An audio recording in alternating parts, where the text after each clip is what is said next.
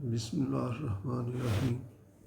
आज हम शुरू कर रहे हैं चैप्टर 3 और चैप्टर 3 है वेक्टर्स इन स्पेस। स्पेस में वेक्टर्स जो है वो डिस्कस किए जाएंगे और इसका जो पहला आर्टिकल हम डिस्कस करेंगे 3.1 वो वेक्टर्स से मुतल्लक है।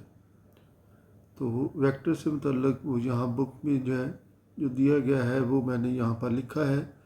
ये बुक से जो है भी रीडिंग की जा सकती है। यहाँ मैं भी जो है इसको ज़रा जल्दी से जो है बता देता हूँ कि क्या क्या चीज़ें इसमें डिस्कस होंगी। एक है scalar.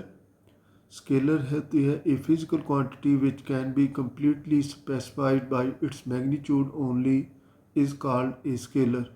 For example mass, time, distance and volume वगैरह जो है ये सारे स्केलर्स कहलाते हैं। यानी कि ऐसी फिज़िकल क्वांटिटी जिसको ज़ाहिर करने के लिए सिर्फ मैग्नीट्यूड की ज़रूरत हो, तो ऐसी जो है फिज़िकल क्वांटिटी को स्केलर कहा जाता है। और एक ऐसी फिज़िकल क्वांटिटी जिसको स्पेसिफाई करने के लिए जो है मैग्नीट्यूड के साथ साथ डायरेक्शन की भी ज़रूरत हो, तो ऐसी जो है फिज़िकल क्वांटिटी को वेक्टर कहते हैं। मिसाल के तौर पे weight, displacement, velocity and acceleration जो है ये सारे के सारे वेक्टर्स होते हैं। इसके बाद ज्योमेट्रिकल जो है representation of a vector. Vector को एक स्ट्रेट लाइन के साथ जो है रिप्रेजेंट किया जाता है और एक पे साइड पे एरो होता है और एक पे जो है एरो के बगैर, जहाँ एरो के बगैर है उसको टेल कहते हैं और जहाँ एरो होता है वो उस वेक्टर का हेड कहलाता है। तो वेक्टर को जो है जैसे कि इस पॉइंट को ए कहा जाएगा, ये पॉइंट बी है, तो इस वेक्टर को ए बी और इसके ऊपर जो है एरो का साइन आएगा। जिसके ऊपर एरो है यानी कि ए से शुरू हो रहा है वेक्टर और बी पे एंड हो रहा है और इसकी direction from A to B है, तो इसको वेक्टर को ज्योमेट्रिकली जो है इस तरह से स्ट्रेट लाइन से रिप्रेजेंट किया जा सकता है। तो जैसा कि यहाँ पे भी लिखा है कि ज्योमेट्रिकली एक वेक्टर को रिप्रेजेंट करने के लिए एक लाइन सेगमेंट यूज़ किया जाता है और इस लाइन सेगमेंट के एक हेड साइड पे जो है एरो होता है और दूसरी साइड जो है वो एंड होती है, उसको टेल कहा जाता है। और इसकी लेंथ जो है the length of the line segment describe the magnitude of and the arrow head indicates the direction of the vector. Arrow जो है वो वेक्टर की डायरेक्शन को जाहिर करता है और इसकी मैग्नीट्यूड लेंथ जो है इसकी मैग्नीट्यूड को जाहिर करती है। The end A is called the tail or the initial point of the vector and the end B is called the terminal point जो है, और B जो है इसका फिर टर्मिनल पॉइंट कहलाता है और इसको ए बी वैक्टर के तौर पे रिप्रेजेंट किया जा सकता है। इसके अलावा और भी तरीके हैं इसको रिप्रेजेंट करने के जो है, यानी कि इसको जो है जैसे वेक्टर ए से जो है ऐसे भी जो रिप्रेजेंट किया जा सकता है। इसके नीचे लाइन लगा के भी रिप्रेजेंट कर सकते हैं, या बुक में लिखा हो तो डार्क जो है रिप्रेजेंट किया जाता है, ये भी वेक्टर होता है। अगर नीचे लाइन लगी हो तब भी ये वेक्टर होगा और अगर सिर्फ ऊपर एरो हो तो तब भी ये वेक्टर ही को रिप्रेजेंट करता है। लेकिन ये जो है ये डायरेक्शन बता देता है कि ए से बी की तरफ डायरेक्शन है अगर हम वेक्टर को ए बी की फॉर्म में लिखें। इसके बाद जो है some fundamental definitions and terms related to vectors. Magnitude of a vector, और जो वेक्टर हो उसके दो दरमियान उसके साइड पे जो है स्ट्रेट बार्स लगा दी जाए तो ये मैग्नीट्यूड को जाहिर करती है। याद रखें ये जो लिखा हुआ है ये वेक्टर को जाहिर कर रहा है और ये इस वेक्टर की मैग्नीट्यूड को जाहिर कर रहा है। अगर ओ ए के साथ लिखा है तब भी ये मैग्नीट्यूड है, अगर सिर्फ सिंगल लेटर स्मॉल लेटर से जो रिप्रेजेंट किया जा रहा है वेक्टर को तो उसको मैग्नीट्यूड को इस तरह से लिखना है। तो याद रखना है जब भी जो है आप लेंथ ऑफ द वेक्टर या magnitude of the vector represent करे हैं तो उसको स्ट्रेट बार्स के दरमियान लिखना है। इसके बाद जो है इक्वल वेक्टर्स क्या होते हैं। Two vectors A and B are said to be equal if both have the same magnitude and same direction, यानी कि इनकी डायरेक्शन भी सेम होनी चाहिए और इनकी मैग्नीट्यूड भी सेम हो, तो फिर ये दोनों वेक्टर जैसे यहाँ पर ए और बी वेक्टर हैं तो ये इक्वल वेक्टर्स कहलाते हैं। It is not necessary for the equal vectors to have the same position. उनके पोजीशन जो है सेम होना ज़रूरी नहीं है, यानी कि स्टार्टिंग पॉइंट उनका एक ही होना जो है वो ज़रूरी नहीं है, मुख्तलिफ पॉइंट से जो है वो स्टार्ट हो सकते हैं, लेकिन उसमें मैग्नीट्यूड उसकी जो है और उसकी डायरेक्शन जो है वो सेम होनी चाहिए। If vectors A and B are equal then write A equals to B. तो वेक्टर, ये वेक्टर के इक्वल है। इसमें जब हम इस वेक्टर को इस वेक्टर के इक्वल लिख रहे हैं तो इसमें दो बातें लिखी जा रही हैं। एक तो हम ये कह रहे हैं कि इसकी मैग्नीट्यूड भी इक्वल है, और दूसरा हम ये कह रहे हैं कि डायरेक्शन भी इक्वल सेम है। Geometrically two vectors are equal if they are translation of one another। अगर वो एक दूसरे की ट्रांसलेशन हो, यानी कि एक ही को दूसरी जगह पे लेके चले जाएं, तो फिर जो है ये दो वेक्टर्स इक्वल वेक्टर कहलाएंगे। इसके बाद है नेगेटिव ऑफ ए वेक्टर। क्या होता है? जैसे कि ये वेक्टर ए हो, अगर हम इसकी डायरेक्शन चेंज कर दें तो ये नेगेटिव ए के इक्वल आ जाएगा। मैग्नीट्यूड दोनों की सेम ही है, लेकिन डायरेक्शन अब इसकी अपोजिट होगी। A vector having the same magnitude but opposite in direction of a vector A is called the negative of a vector and is denoted by negative way. तो उसको negative ए से जो जाहिर किया जाता है। Zero vector or null vector. The ऐसा vector जिसकी जो मैग्नीट्यूड ज़ीरो हो उसको ज़ीरो वेक्टर या नल वेक्टर कहते हैं। If the terminal and the initial point of a vector coincide then the vectors have zero length. अगर इनिशियल और उसकी टर्मिनल पॉइंट जो है वो सेम ही हो तो इसका मतलब उस वेक्टर की मैग्नीट्यूड जो है वो ज़ीरो के इक्वल है। This vector is called zero vector or and is denoted by O. O से जो है इसको डिनोट किया जाता है। The zero vector has no direction. Zero vector जो है, या बाद दफ़ा जो इसको आर्बिट्रेरी डायरेक्शन भी कहते हैं। ज़ीरो वेक्टर की या नल वेक्टर की डायरेक्शन जो है आर्बिट्रेरी जो है कंसिडर की जा सकती है। It can be assigned as convenient direction according to the situation, यानी कि इसको आर्बिट्रेरी डायरेक्शन जो है कहा जा सकता है, या इसको आर्बिट्रेरी डायरेक्शन कह दें या कह दें it can be assigned as convenient direction. जो डायरेक्शन हम चाहें वो इसमें कह सकते हैं अकॉर्डिंग टू द सिचुएशन के मुताबिक जो। इसके बाद जो है यूनिट वेक्टर क्या होता है? वेक्टर जिसकी मैग्नीट्यूड 1 के इक्वल हो उसको यूनिट वेक्टर कहते हैं। A vector which is in the direction of non-zero vector and has magnitude 1 is called a unit vector।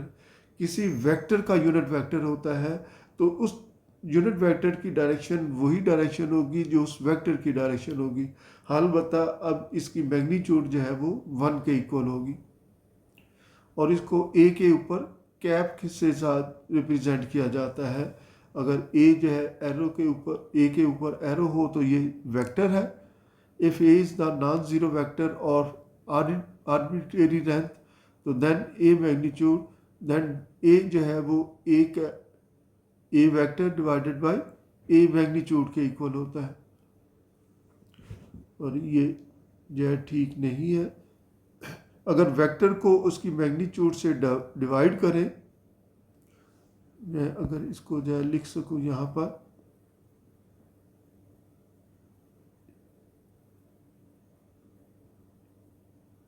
अगर इसके ऊपर एरो हो और इसको इसकी मैग्नीट्यूड से डिवाइड करें तो ये यूनिट वेक्टर के इक्वल आता है।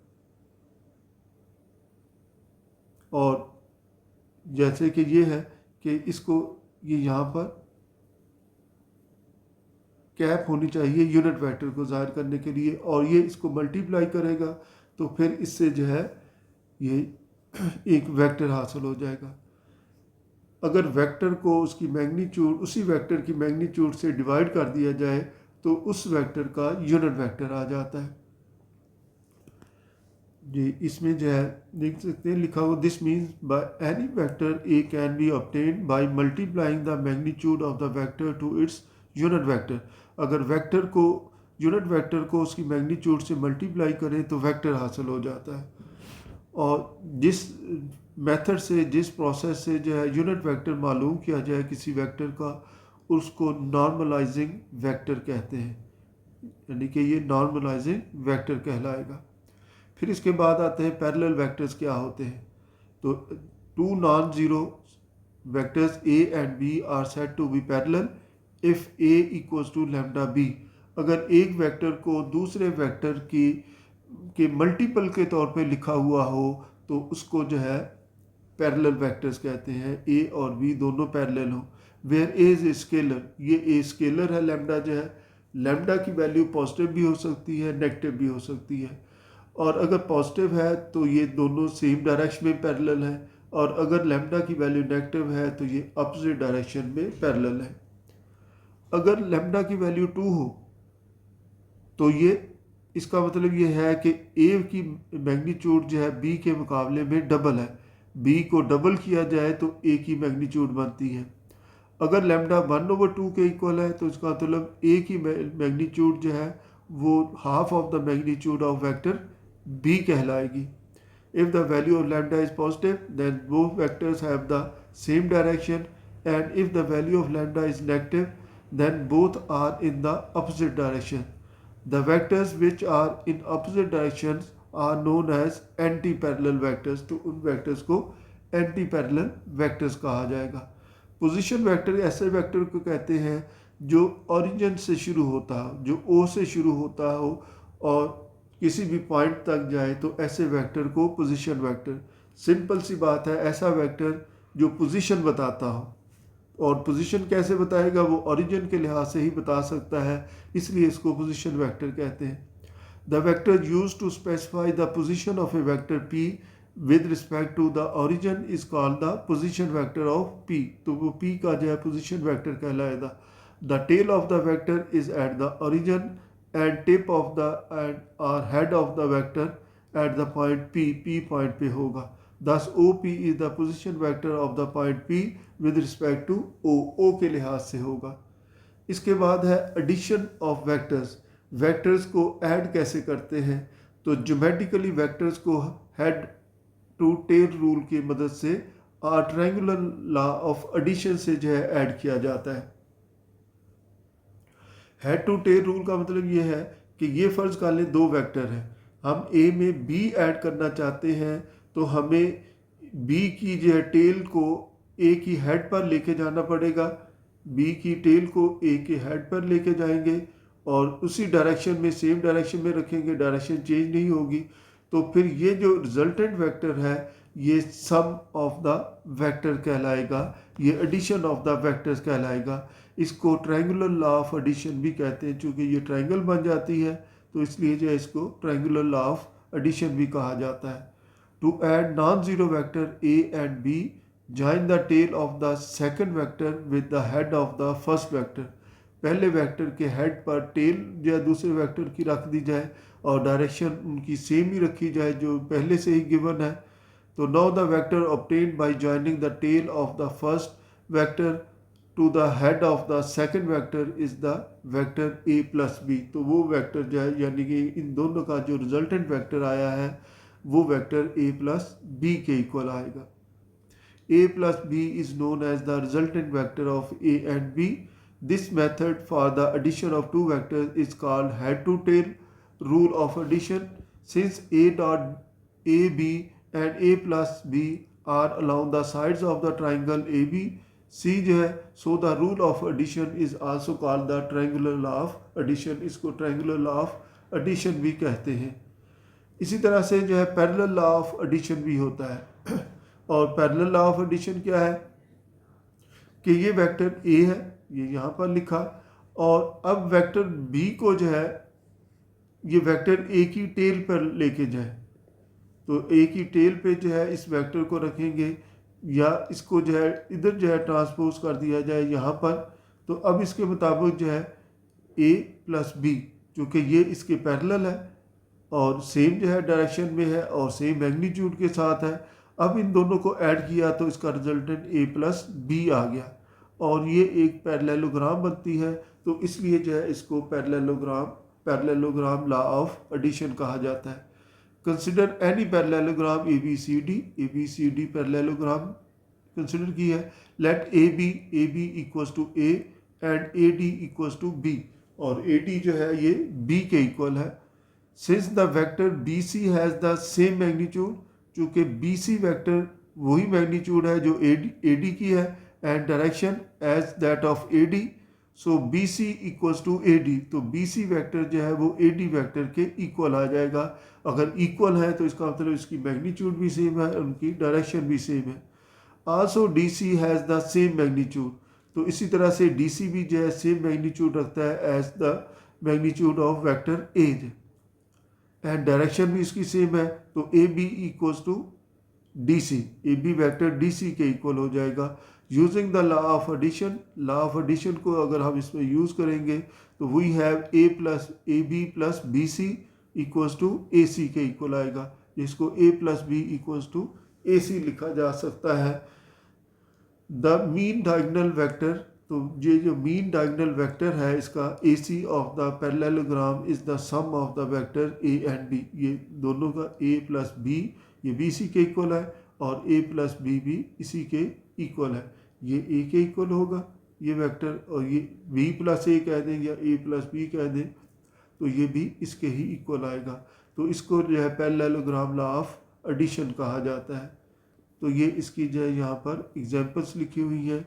और इसी तरह से सब्ट्रैक्शन अगर टू वेक्टर्स की हमने मालूम करनी हो तो वो इस तरह से मालूम की जाती है। ये वेक्टर है, ये बी है, तो वेक्टर ए जो है यहाँ पर लिखा, और इसकी अब डायरेक्शन चेंज करते हुए जो है इसकी डायरेक्शन अपोजिट की माइनस बी कर दिया। अब जो है इसकी टेल को यहाँ पर रखेंगे वेक्टर बी को, और यहाँ पर हेड आ जाएगा। तो इससे जो है ये जो रिजल्टेंट हासिल होगा इन दोनों का ए माइनस बी के इक्वल आएगा। Consider two non zero vector A B and A minus B equals to A plus minus B. A में अगर नेगेटिव बी ऐड कर देंगे तो वो ए माइनस बी के इक्वल आ जाएगा। To find A minus B, draw A B equals to A and B C equals to minus B, और बी सी को माइनस बी के इक्वल ड्रा करें तो then A B plus B C equals to A C, A B plus B C equals to A C आ जाएगा। और A B जो A के इक्वल है, बी सी माइनस बी के इक्वल है, एंड ए सी जो है ये रिजल्टेंट आ गया और ये ए माइनस बी के इक्वल बन गया। तो this A C is the vector which represent A minus B, ये ए माइनस बी को रिप्रेजेंट करता है।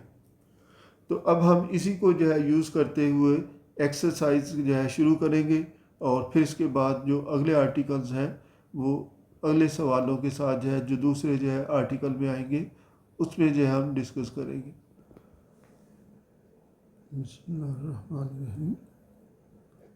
अब जो है ये चैप्टर 3 शुरू कर रहे हैं। इसकी एक्सरसाइज से जो है इसका आगाज़ करेंगे, जो कि आर्टिकल 3.1 इसके मतलब हम पढ़ चुके हैं। तो exercise 3.1 question number 1, find the required vector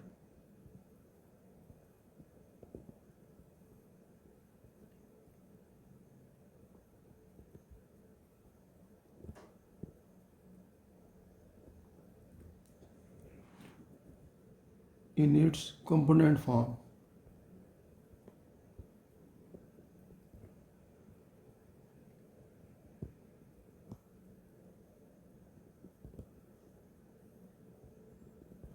component form में जो है इसमें हमने मालूम करना है गिवन दैट,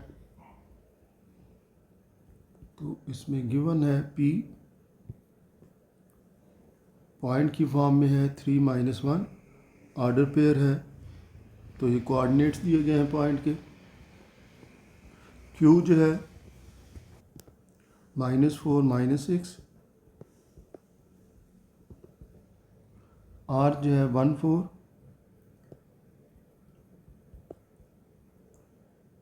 एंड s जो है 2 5।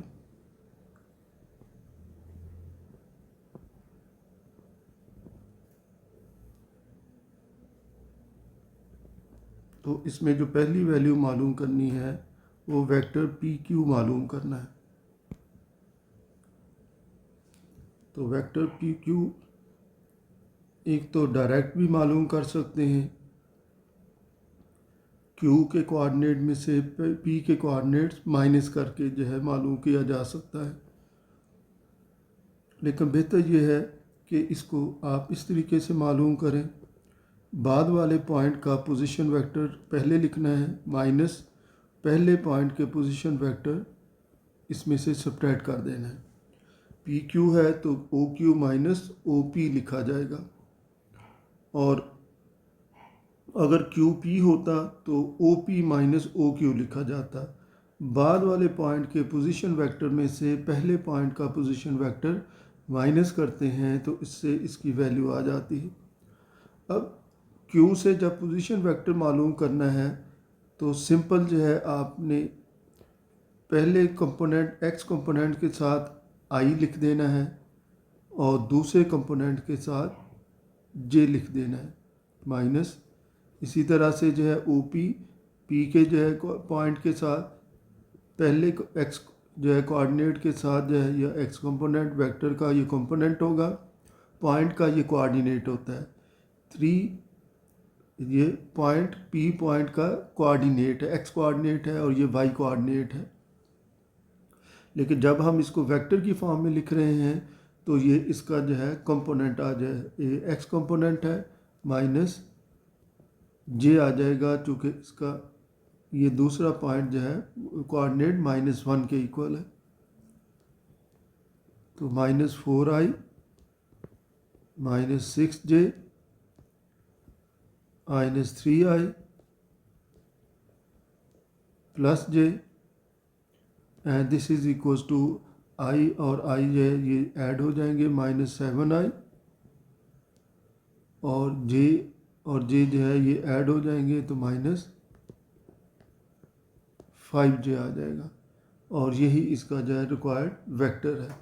अब जो वेक्टर है ये unit vector along x axis है, इसको ऐसे भी लिखा जाता है और इसको कैप के साथ भी लिखते हैं।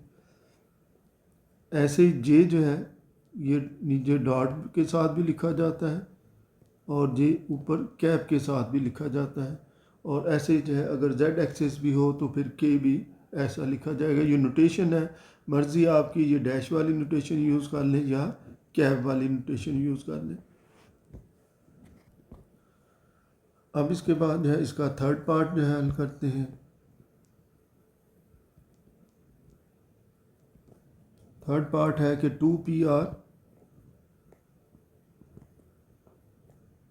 प्लस 3ps मालूम करना है। 2pr वेक्टर में जो है 3ps वेक्टर ऐड करना है। तो अब इसको देखते हैं।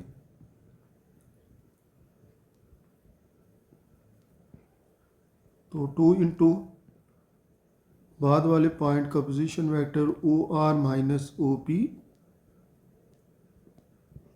और फिर plus 3 O S minus O P.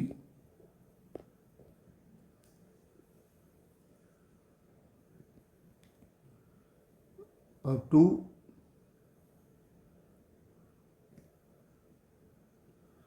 इसकी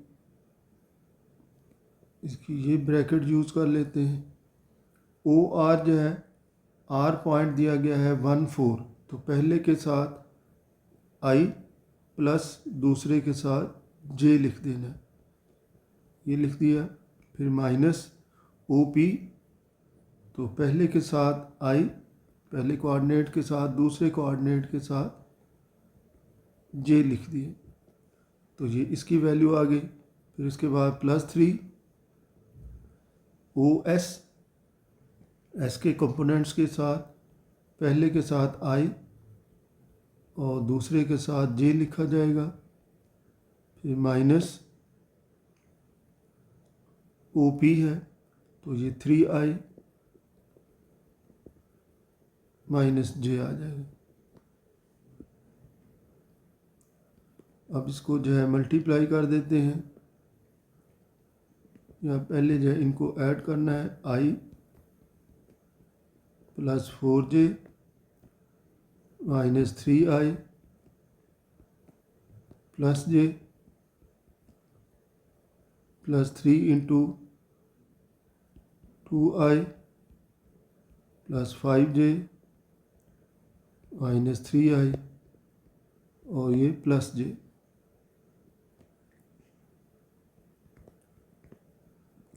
टू इंटू तो ये -2i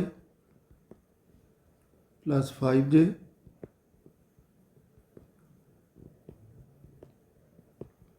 प्लस 3 इंटू, तो 2 और ये -i और 5 और +1 plus 6j,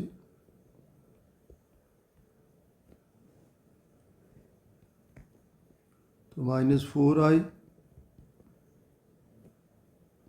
plus 10j -3i plus 18j,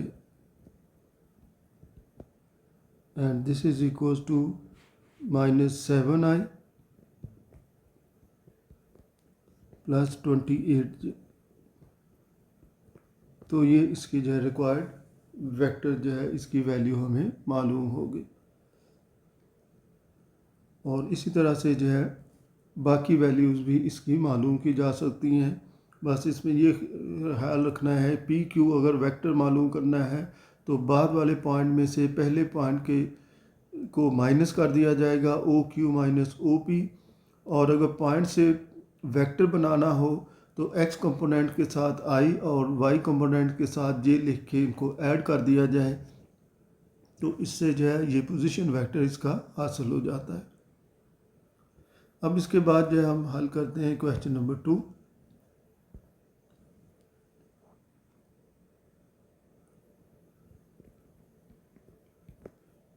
बाकी क्वेश्चन नंबर 1 के बाकी पार्ट जो है ऐसे ही हैं, कोई ख़ास जो है इनमें फ़र्क नहीं है।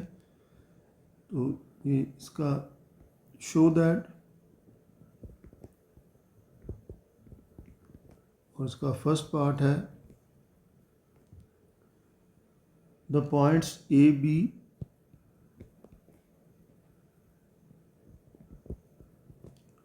पॉइंट्स ए जिसके कोऑर्डिनेट्स हैं 1 0,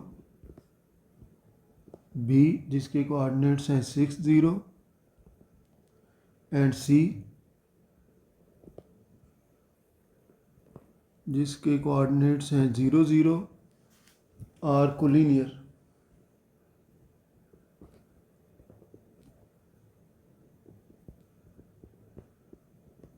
तो ये प्रूव करना है कि ये जो तीनों पॉइंट दिए गए हैं ये कोलिनियर पॉइंट है। तो पहले जो है कोलिनियर पॉइंट की डेफिनेशन जो है यहाँ पर मैं लिख देता हूँ।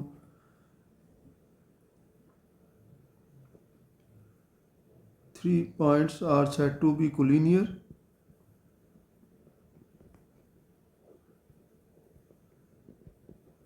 three points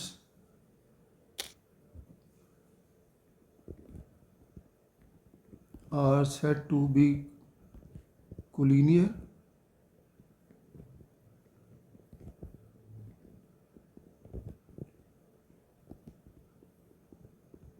if they lie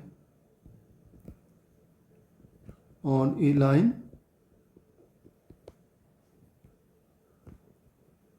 or lie along a line।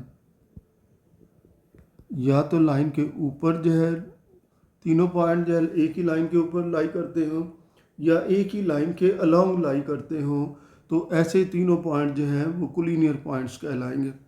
को का मतलब होता है साथ, लीनियर का मतलब लाइन, जो लाइन के साथ हो वो पॉइंट जो है कोलिनियर पॉइंट्स कहलाते हैं। तो अब इसमें हमने जो है इनको अगर प्रूव करना है कि ये कोलिनियर पॉइंट्स हैं तो इसके लिए ए बी, बी सी और ए सी की वैल्यूज़ मालूम करते हैं। तो इनमें से कोई से दो का सम जो है तीसरे के इक्वल आना चाहिए। We find A B, this is equal to position vector of B minus position vector of A. और बी का पोजीशन वेक्टर अगर लिखना हो तो जैसे बताया है कि पहले के साथ आई, दूसरे के साथ जे लिखते हैं और माइनस ए जो है 1i प्लस 0j, तो ये 6i माइनस आई तो this is equals to 5i। Vector की जो है इसके नीचे जो है लाइन ज़रूर लगानी है, क्योंकि ये लाइन ही जो है जाहिर करेगी कि ये एक वेक्टर है। अगर आप इस पे लाइन नहीं लगाएंगे या एरो नहीं लगाएंगे या यूनिट वेक्टर की सूरत में कैप नहीं लगाएंगे तो फिर जो है ये वेक्टर नहीं होगा। अब इसी तरह से बी सी मालूम करते हैं। ओ सी माइनस ओ बी, ओ सी के कोऑर्डिनेट जो है 0 0 हैं, तो 0i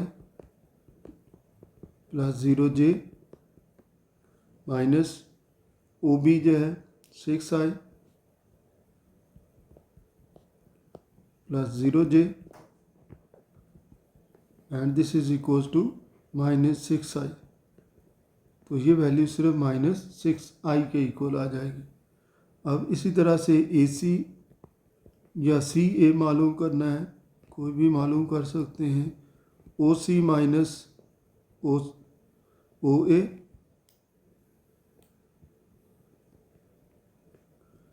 ओ सी जो है सी के कोऑर्डिनेट 0 0, तो 0i प्लस 0j माइनस ए के कोऑर्डिनेट्स हैं 1 0, i plus 0j and this is equals to minus i।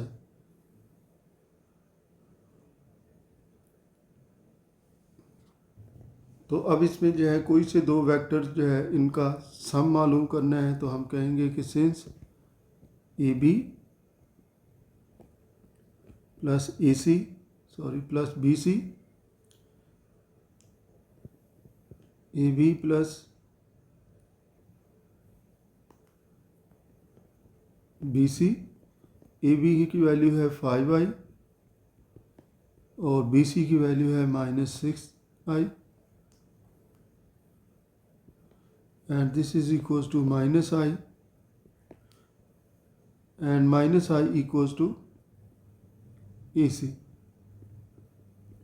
तो अगर जो है कोई से दो का सम तीसरे के इक्वल आ जाए तो इससे प्रूव हो जाता है कि ये तीनों पॉइंट जो है कोलिनियर है। तो since A B plus B C, सिर्फ A B plus B C ही ज़रूरी नहीं है, ए बी प्लस ए सी भी हो सकता है, बी सी प्लस ए सी भी जो है तीसरे के इक्वल हो सकता है। लेकिन इसमें जो है A B plus B C ये ए सी के इक्वल आ रहा है, तो therefore A B C are collinear point.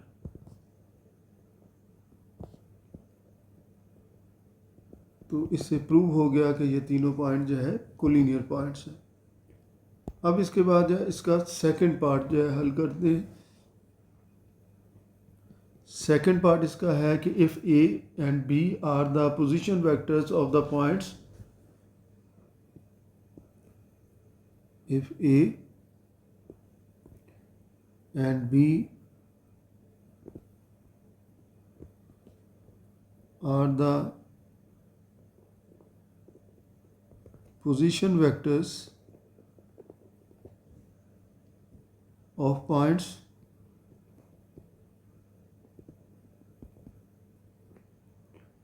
हैं 2 -7 and m/2 11,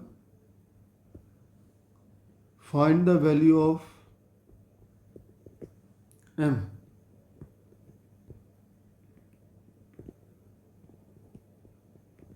m की वैल्यू मालूम करनी है for which A and B are collinear.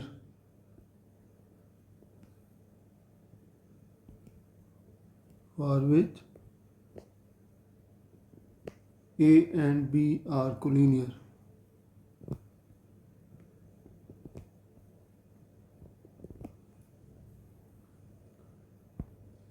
इसको जो है अब सॉल्व करके देखते हैं।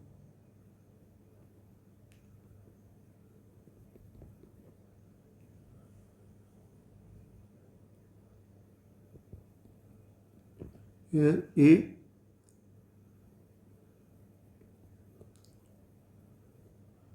ए को जो है, ये तो पॉइंट के कोऑर्डिनेट्स हैं 2 -7 इस, लेकिन ए एक वेक्टर है,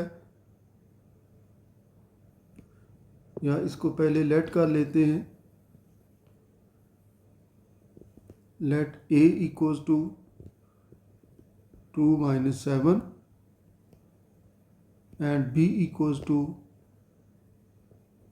m/2 एंड 11। ये दो पॉइंट इनके नाम दे दिए। तो देयरफॉर वेक्टर ए जो कि position vector of point A है, तो ये ओ ए के इक्वल होगा। तो पहले के साथ आई और दूसरे के साथ जे लिख के ऐड कर दिया जाए, तो ये पी ए जो है पोजीशन वेक्टर आ गया। अब बी पोजीशन वेक्टर, ये ओ बी के इक्वल होगा। तो m/2i प्लस 11 जे जाए। तो दूसरा कोऑर्डिनेट पॉजिटिव हो तो ये प्लस होगा, दूसरा अगर कोऑर्डिनेट जो है नेगेटिव हो तो ये दरमियान में नेगेटिव का साइन आएगा।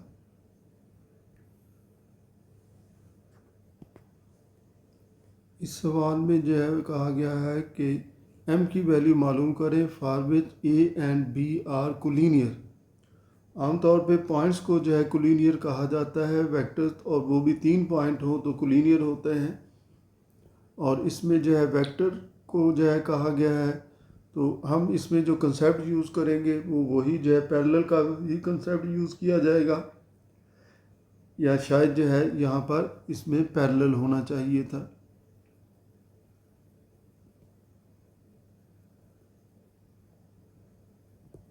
कि वेक्टर जो है वो पैरेलल होंगे। चलिए उसके मुताबिक जो है, since A and B are parallel,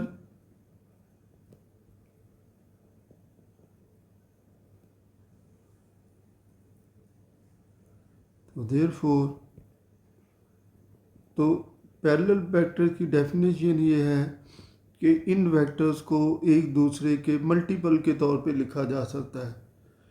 A equals to lambda बीज है, लेमडा ए की तरफ भी हो सकता है, ये ज़रूरी नहीं कि बी की तरफ ही हो, किसी तरफ भी जो है लेमडा की वैल्यू लिखी जा सकती है।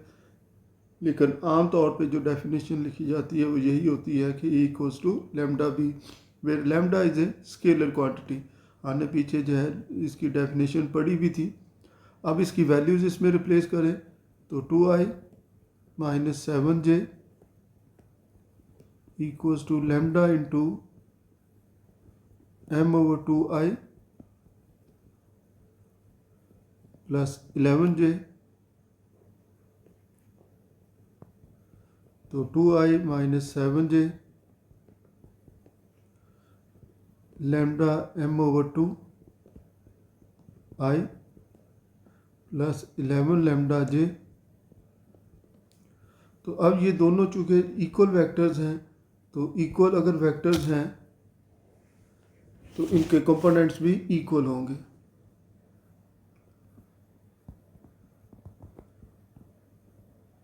वेक्टर्स इक्वल क्यों है? क्योंकि दरम्यान में इक्वल का साइन है, इस वजह से। Since vectors are equal,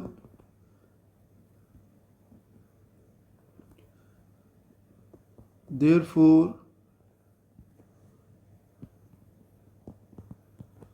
their components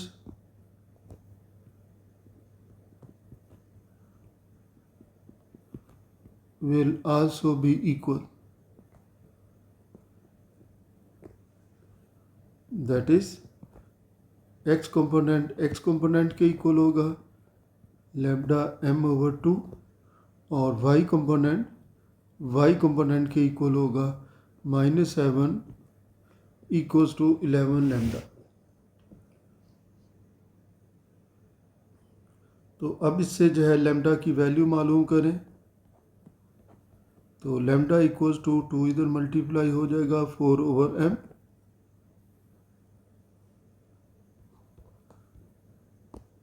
इसको कह दें इक्वेशन 1, ये इक्वेशन 2।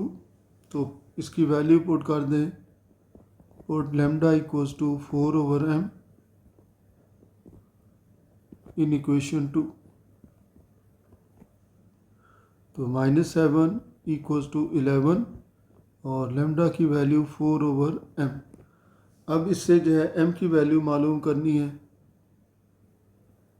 तो this implies that -7 equals to 44/m and m equals to 44/-7। तो -44/7 ये m की वैल्यू है जिसके लिए ये दोनों वेक्टर जो है पैरेलल होंगे एक दूसरे के जो है। इसमें कोलिनियर जो है पॉइंट्स को ही आमतौर पे कहा जाता है, लेकिन इसमें जो है पता नहीं शायद गलती से जो है कोलिनियर लिख दिया गया। अब इसके बाद जो है क्वेश्चन नंबर 3। क्वेश्चन नंबर 3 है if u vector u this is equals to -1 and 1, vector b equals to 0 1 and w vector this is equals to 3 4। ऐसे ये भी कोई अच्छा ये नोटेशन जो है थोड़ी सी मुख्तलिफ है लिखने में। ये वाली नोटेशन यूज़ की है वेक्टर, चूँकि ये अब पॉइंट नहीं है वेक्टर के इक्वल लिखा जा रहा है, तो वो नोटेशन जो है वो सही नहीं थी कि जो ब्रैकेट लिखना जो है या स्क्वायर ब्रैकेट यूज़ की जाती है या इस तरह की नोटेशन भी जो है यूज़ कर लेते हैं वेक्टर को ज़ाहिर करने के लिए। वैसे बेहतर जो होता है स्क्वायर ब्रैकेट इसमें यूज़ की जाए।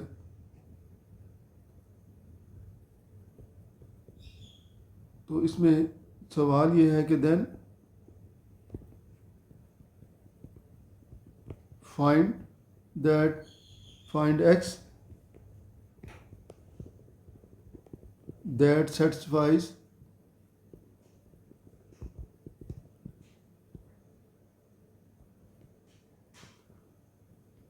u minus 2x equals to x minus w plus 3v। तो अब इसमें जो है इनकी वैल्यूज़ हम रिप्लेस कर देते हैं और फिर देखते हैं कि ये वैल्यू किसके इक्वल आएगी, या इसको जो है अरेंज कर लिया जाए, रीअरेंज कर लिया जाए। Vector u plus vector w minus 3v this is equals to x plus 2x। तो ये 3x vector equals to u plus w minus 3v। u की वैल्यू लिखनी है यहाँ पर। वेक्टर u जो है -1 1 और w है 3 4 और -3 और v है 0 1। आप इनको i और j की फॉर्म में भी लिख सकते हैं। तो ये -1 1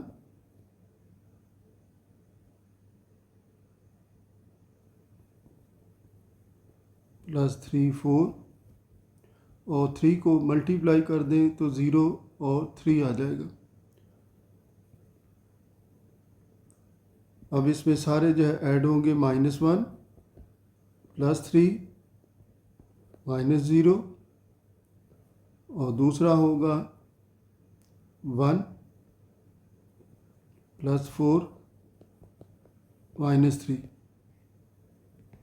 तो इसको ऐड किया तो ये 2 5 -3 ये भी 2 के इक्वल आ गए। तो इसको जो है 2i प्लस 2 j लिख सकते हैं। अब इससे जब x वेक्टर की वैल्यू मालूम करेंगे तो 3 से डिवाइड कर दिया जाएगा 2i प्लस 2j,